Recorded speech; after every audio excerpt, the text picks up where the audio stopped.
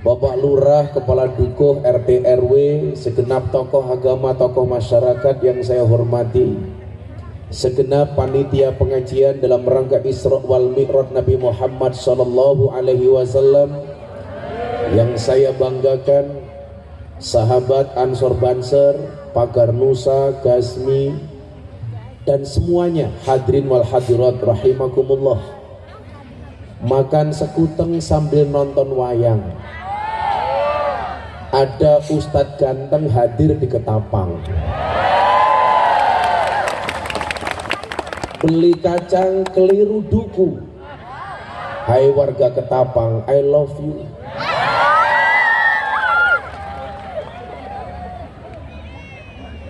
Ada satu bahasa yang disebut di dalam bahasa Arab namanya mahabbah. Mahabbah itu dalam bahasa Inggrisnya love, dan dalam bahasa Indonesianya kita mengenal istilah cinta. Kalau bahasa Jawanya kita mengenal bahasa tresno. Mahabbah atau rasa cinta adalah satu hasrat yang membuat satu keinginan yang tadinya berat menjadi ringan, yang tadinya susah menjadi mudah, yang tadinya tidak mungkin menjadi mungkin. Maka saya katakan, kalaulah tidak karena cinta, tentu berat rasanya saya hadir di tempat ini dengan medan dan jalan yang luar biasa. Seolah-olah dihantam ombak walaupun tidak ada airnya. Sepanjang perjalanan goyang kanan dan goyang kiri. Mudah-mudahan ke depan Ketapang menjadi kabupaten yang baik jalan-jalannya. Amin. Tadi siang saya bilang sama Pak Wakil Bupati di air Upas, itulah bedanya Ketapang dengan Jakarta. Bedanya apa, Gus? Kalau di Ketapang begitu banyak jalan berlobang, sementara di Jakarta banyak lobang berjalan.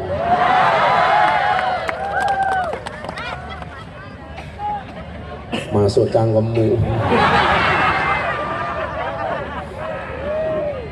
Maka malam hari ini saya bersyukur dengan perjalanan yang begitu panjang. Saya mempunyai pengalaman baru, karena setiap daerah yang saya datangi punya banyak cerita dan pengalaman.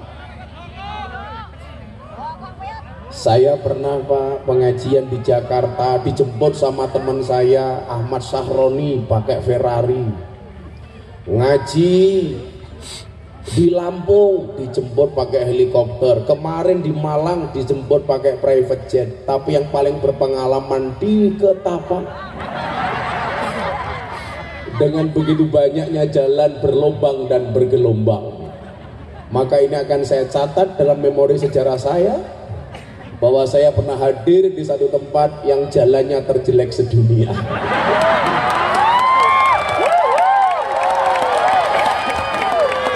Masuk Gus. 2 kali Pak Wakil Bupati ikut saya ngaji, mudah-mudahan Wakil Bupatinya bisa jadi Bupati. Dan tentunya jangan hanya numpang pengajian Pak, tapi besok ngundang sendiri. Maka malam hari ini cukup saya katakan, cintaku padamu memang tidak seindah surat cinta untuk Setarlah, tapi yakinlah cintaku padamu lillahi ta'ala. Kalau kondisinya seperti ini Pak Wabub, saya katakan melupakan Allah itu dosa, melupakan orang tua itu durhaka, melupakan jalan jelek di Ketapang mana bisa.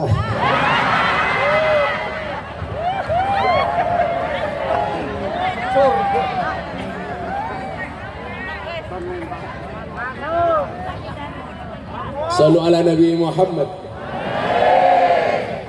Demikian juga malam hari ini panitia dengan segala ikhtiar, dengan segala usahanya untuk bisa menyelenggarakan pengajian dalam rangka Isra wal Mi'raj Nabi Muhammad Sallallahu Alaihi Wasallam. Saya pikir ini menjadi sebuah keharusan dan begitu urgent dan pentingnya. Kenapa? Di tengah-tengah banyak pemahaman yang senantiasa membid'ah-bid'ahkan, menyesat-nyesatkan, bahkan meneraka-nerakakan terhadap amaliyah Ahlus Sunnah wal Jamaah.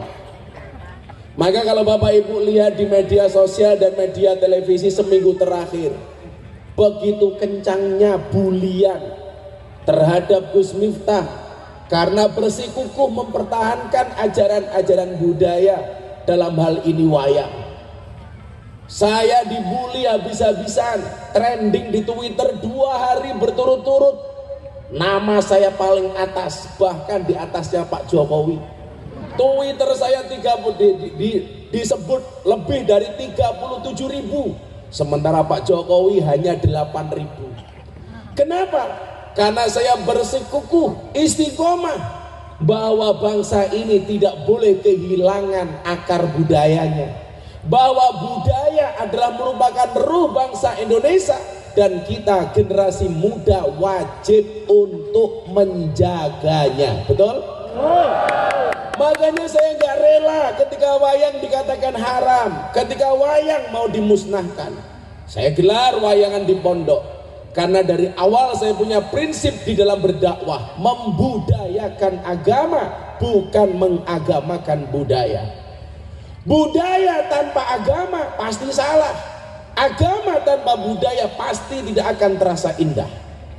Kita hari ini bisa hadir dengan penuh sopan santun, ini merupakan produk agama dan produk budaya. Ketika agama memerintahkan tolong tutup auratmu, maka dengan berbudaya kita bisa menciptakan pakaian yang kita gunakan. Perintah agamanya menutup aurat, sementara cara menutup auratnya adalah budaya yang harus kita pahami.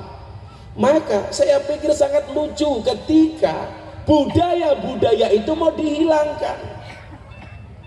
Yang terjadi, mohon maaf, saya dihantam fitnah yang luar biasa, dibully. Tetapi Pak Wabub, saya kasih trik bagaimana kemudian kita biasa-biasa saja ketika dibully. Pak Wabub, Pak anggota DPR, sampai tak kasih tahu, 4 tahun terakhir saya itu viral 4 kali, Pak. Tahun 2018 saya viral, pengajian saya di klub malam dan di lokalisasi. Saya pengajian di Bali bersama Mbak Elsie. Kalau di Jawa Timur namanya Purel, perempuan relati usel-usel. Saya pengajian di Puskesmas, pusat kesenangan mas-mas. Tempatnya namanya karaoke, katorok dibuka oke. Saya pengajian dengan 500 mbak-mbak seksi. Saya dibully karena sholawatan dengan mbak-mbak seksi.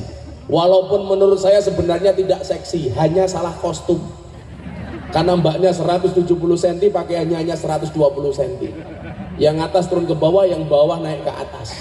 Itulah alasan Pak, kenapa saya pakai kacamata hitam, supaya kalau ngelirik yang seksi tidak kelihatan. Saya dibully, Miftah menistakan agama. Kenapa? Wong sholawatan di tempat orang mabuk. Saya bilang, tempat yang dianggap baik itu masih berpotensi buruk, maka tempat buruk harus berpotensi baik. Saya kemarin pengajian di Keranggan, Temanggung. Satu siang pengajian dihadiri oleh 20.000 orang. Yang kecopetan berapa Pak? 20 orang. Banser menyelamatkan, ada jamaah pingsan, dompetnya hilang. Kalau tempat yang berpotensi baik saja masih ada kejahatan, artinya apa? Tempat yang dianggap maksiat harus ada kebaikan. Maka saya bilang, sebaik-baiknya tempat ada buruknya, dan seburuk-buruknya tempat pasti ada baiknya. Saya masuk ke sana, kenapa? Karena orang baik dan orang buruk bedanya tipis. Orang baik pernah berbuat buruk dan orang buruk pernah berbuat baik. Maka kemudian saya muncul satu quote, orang baik punya masa lalu dan orang jelek pasti punya masa depan. Saya datang ke sana karena saya punya prinsip menyalakan lampu di tempat yang gelap, menyapu di tempat yang kotor. Saya hadir ke sana Pak, ketemu dengan para pemabuk, ketemu para PSK di lokalisasi, ketemu anak-anak kelabing yang suka mabuk dan lain sebagainya. Viral 2018, saya dibully habis-habisan. Bahkan ketika wawancara di TV, ada seorang kiai yang mengatakan yang dilakukan Miftah itu memalukan. Kenapa? Menjual agama di tempat lokalisasi dan klub malam. Akhirnya saya ditanya sama hostnya, apa respon Gus Miftah? Saya jawab, Kalau yang saya lakukan pengajian di klub malam itu dikatakan memalukan, lebih memalukan mana ketika kita melihat kemaksiatan diam tanpa memberikan solusi apapun kepada mereka. Maka saya dekat dengan komunitas seperti itu sampai di Jawa Timur, di Jakarta, di Jogja. Saya dikasih julukan apa? Gus Miftah, presiden para pendosa. Siapa rakyatnya? Ya rupa-rupamu ini. Gak ada orang yang gak punya dosa. Di Jawa Timur pengajian di bekas lokalisasi Doli, ada orang badannya besar. Begitu saya buka bajunya ternyata ditato Pak, perutnya. Tahu Pak tato apa? Tato beduk.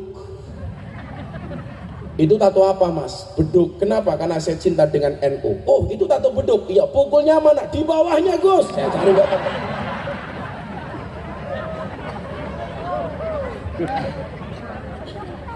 Saya sayang Pak dengan para pendosa itu.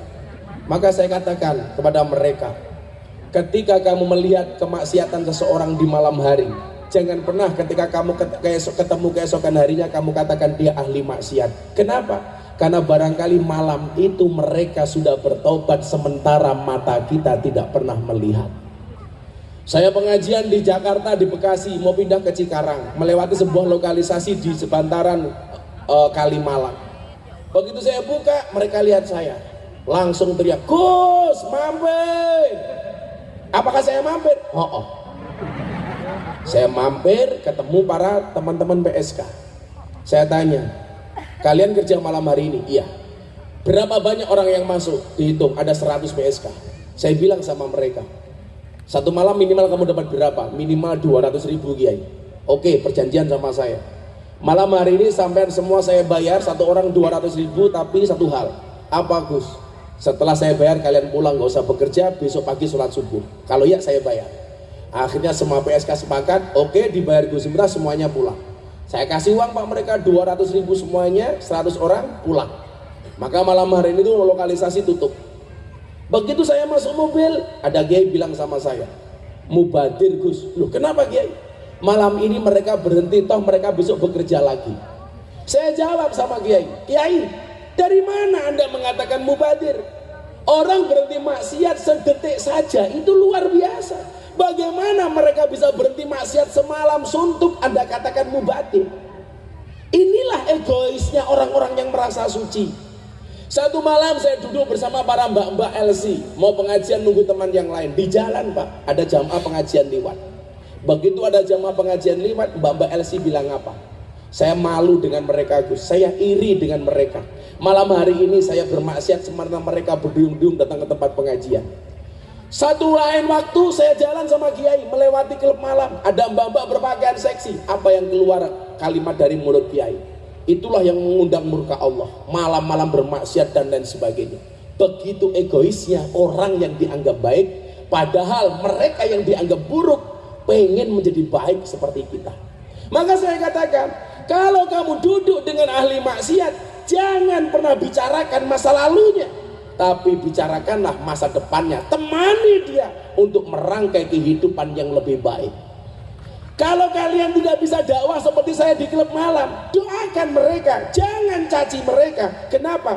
Karena cacianmu tidak akan pernah merubah mereka, sementara doamu bisa menjadi wasilah hidayah bagi mereka. Kalau saya ditanya, tugas Gus Miftah apa di lokalisasi? Copet. Bedanya apa dengan copet terminal? Copet terminal itu goblok. Kenapa? Yang dicopet dompetnya, ketahuan dipukuli kepalanya. Di lokalisasi, yang Gus Miftah copet bukan dompetnya, tetapi hatinya.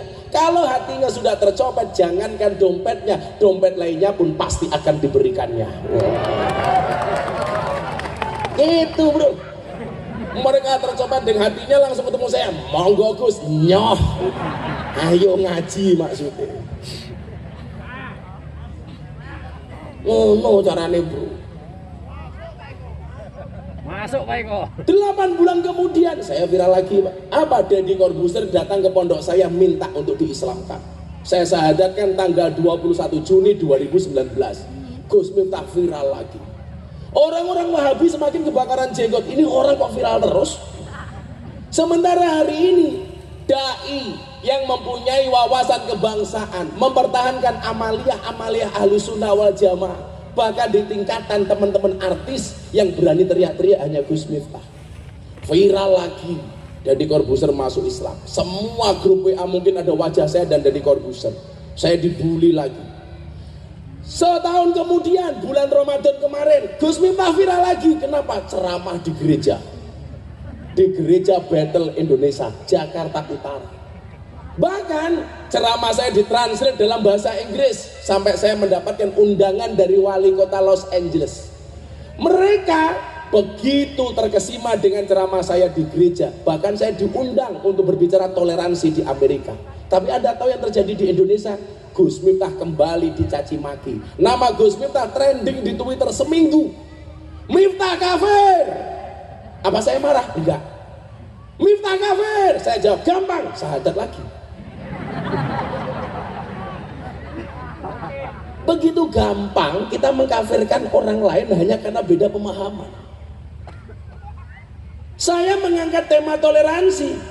Nggak mungkin hanya saya gara-gara masuk gereja iman saya jadi hilang. Sama halnya Anda pakai Telkomsel, berdiri di bawah tower Indosat. Apa langsung sinyalmu hilang? Enggak, bro. Tetap saja Telkom.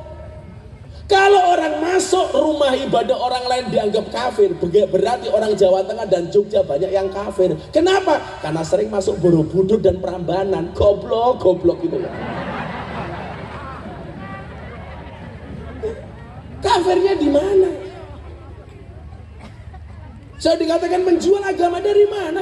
Justru kemudian ini cara merawat saya keberagaman di Indonesia. Satu ketika Nabi Muhammad SAW mengatakan kepada sahabat-sahabatnya, kepada umatnya, jangan pernah kamu mencaci bapakmu sendiri. Mana mungkin Rasulullah ada seorang anak mencaci bapaknya? Siapa dia? Ketika seorang anak mencaci bapak orang lain, maka anak orang lain berpotensi mencaci bapak kita. Jangan pernah mencaci sesembahan orang lain, maka orang lain berpotensi mencaci sesembahan kita. Kalau Anda tidak mau Allah dicaci maki, jangan pernah mencaci maki sesembahan orang lain. Maka Al-Quran mengatakan wala tasubul ladina yud'una min dunillah fayasubbullah adwam bighairi ilm. Janganlah sekali-kali kamu mencaci maki sesembahan orang lain, maka orang lain akan mencaci sembahan kita dengan tanpa ilmu dan tanpa dasar.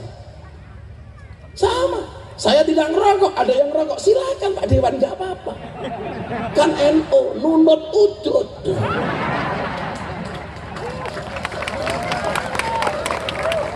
Orang NU ngerokok saja pakai dalil ni'matul udud ba'da dahar. Bapak saya itu kan kayak NU, perokok berat. Kemarin saya pulang bawa buku bahaya merokok. Saya kasih ke bapak saya. Begitu dibaca, subhanallah, bapak saya langsung berhenti membaca.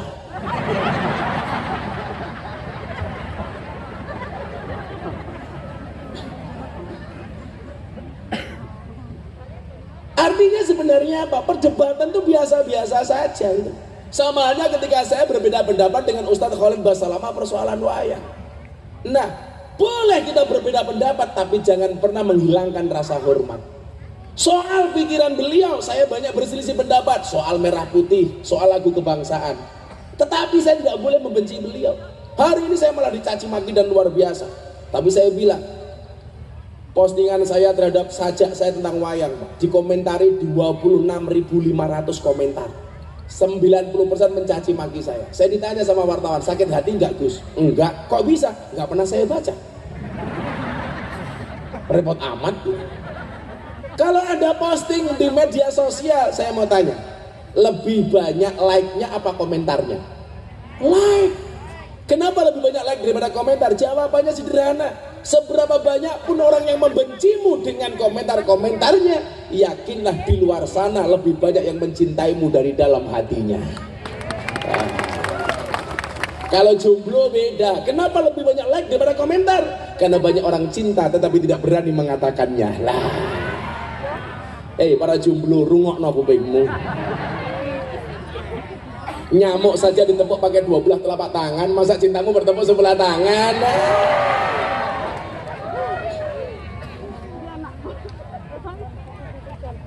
Di waktu itu bulan Ramadan, saya ceramah di gereja, viralnya ya Allah, dibully saya bisa-bisa. Sampai Abah Lutfi Maulana Habib Lutfi bin Yahya Pekalongan, mungkin Kiai NO yang paling sering dibully hanya dirimu. Kalau saya nggak ada masalah. Ketika Rasulullah itu naik Isra Mi'raj, beliau diperlihatkan dengan semua bangsa-bangsa sebelumnya dan agama-agama sebelumnya. Ini kan toleran. Saya hadir bikin pesantren di lingkungan orang Nasrani, biasa-biasa saja. Ya kan? Kalau orang Indonesia tidak bisa akur gara-gara beda agama, itu kalah dengan burung. Burung itu punya agama tapi bisa akur. Burung itu kalau nggak Islam Kristen. Burung Kristen buktinya ada burung gereja. Burung Islam ada burung namanya empret kaji. Empret kaji itu mana empret yang kepalanya putih. Nah, DPR ini empret kaji.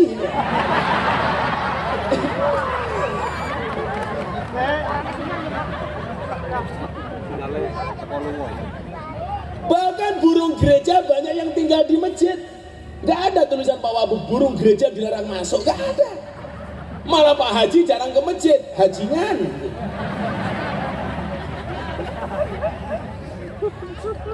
Ya biasa-biasa saja kan itu. Tapi kalau ikan agamanya pasti Katolik. Buktinya apa? Yang paling besar namanya paus. Tetangga saya itu Nasrani. Saya pas bikin masjid, begitu peresmian tetangga saya tak undang, ada pastor, ada pendeta. Begitu saya pasang beduk besar di halaman pondok saya masjid, saya pasang beduk besar. Pendeta tanya sama saya, Gus, kenapa dipasang beduk? Mbok pasang piano lah seperti di gereja kami. Saya bilang, pendeta lucu, di masjid kok dikasih piano, sandal saja hilang.